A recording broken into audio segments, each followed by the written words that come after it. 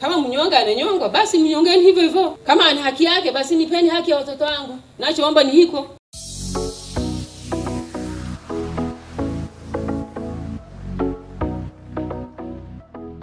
Nilikuwa na eneo la eka 2.5.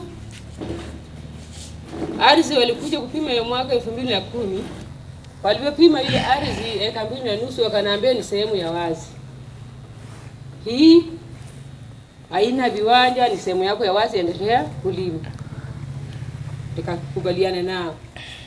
Wakanigeuka wakarudi 2011. Baada mume wangu amefariki. Walikata viwanja bila kunihusisha mimi. Naona watu wanakata wanapimiwa. Nikafuata, jamani ni vipi bwana, mlisema ni ardhi, hii sehemu ni wazi, bwana leo mnapima viwanja.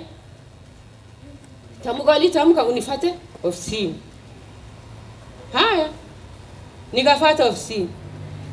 Jina langu linatafuta, alionekani ofisini. Jamani, mlipima viwanja nikatoa jina. Tena mnaniambia jina alionekani vipi?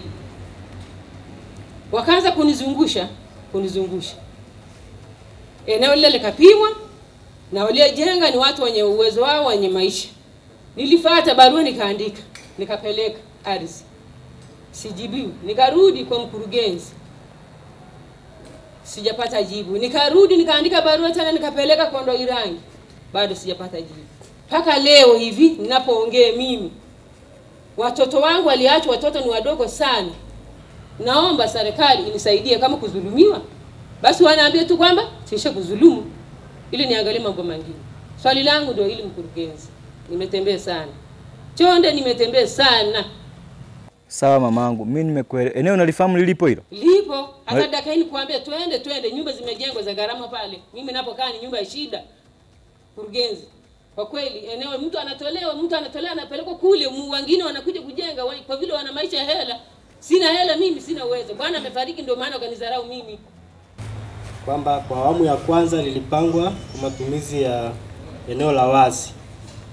Baadaye likaja likabadilishiwa matumizi, likapewa matumizi ya makazi. Kwa maana ya kwamba lile eneo lilikuja likawekwa viwanja kwa ajili ya watu kuishi.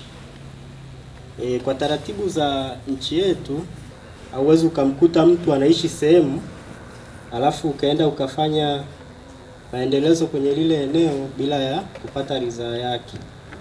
Hiyo ni kosa. Kuhusiana na hilo swala la HH, kule kuna changamoto kama ilivyo block B na hiyo JJ, kwamba yale maeneo yalipimwa na halmashauri ya wilaya kipindi hicho, na wakamilikisha yale maeneo kwa baadhi ya wananchi ambao waliomba kwa kipindi hicho. Baadaye ikatokea ndio vile kwamba tutalipa fidia. Muda ukazidi kwenda, wananchi ambao wazawa wakadai, mwisho wa siku wakaanza kurudi kwenye maeneo yao.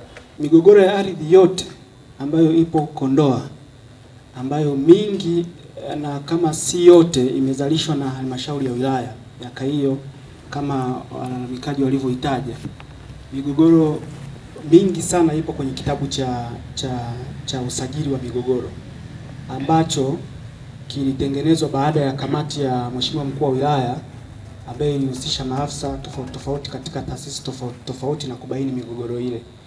Kwa hiyo lakini jambo lingine pia, kama hayumo kwenye hilo daftari la migogoro, basi taratibu zingine tunazozifanya ni kumtaka yule mhusika awasilishe nyaraka zake za umiliki, lakini pamoja na mambo yote yanayohusiana na hilo eneo ambalo yeye yupo, ili halmashauri iweze kuangalia ni kwa namna gani anadai. Nadhani wananchi wenzangu mmeridhika na majibu. Nikuombe mama pale na mama yangu hapa, mimi sitaki mtu atoke hapa bila jibu. Sasa mama hapa mtaenda kwenye ofisi ya mwanasheria, apitie uwatafute mle kama wamo, na kama wamo unipe taarifa, kama wamo nini kiliamliwa. Sawa? Lakini Pius wewe uende nao, kila mmoja akwambie issue yake ukiwa site. Kwa hiyo nimemtuma dereva akapunguze vitu pale, anakuja kuwapelekeni. Mwanzie site, mkitoka site sasa mwanasheria atakuwa anatafuta hicho kitabu huku. utakuja nao wanaokuja kuangalia huko kwenye kitabu tuone tuliamua nini. Nataka nipate picha kwanza ya site. Nenda na mama, nenda na wote, zunguka nao.